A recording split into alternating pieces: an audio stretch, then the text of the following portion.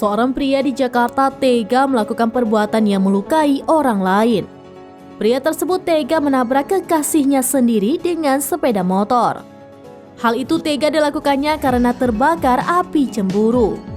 Pasalnya, pria tersebut cemburu melihat kekasihnya dilambaikan tangan oleh pria lain meskipun tidak diresponnya. Akibat ditabrak itu, wanita tersebut mengalami luka-luka di sekujur tubuhnya termasuk di bagian wajah.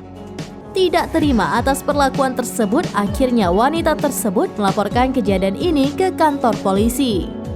Rekaman pria tabrak kekasihnya hingga luka-luka menjadi viral di media sosial.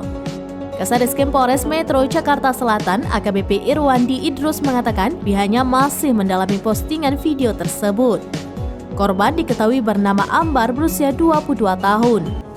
Dia mengalami luka yang cukup serius di bagian wajahnya usai ditabrak sang kekasih.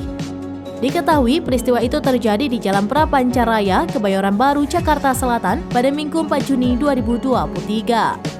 Tidak terima dengan perlakuan kekasihnya itu, Ambar bersama kakak kandungnya langsung melaporkan kejadian itu ke Polres Metro Jakarta Selatan.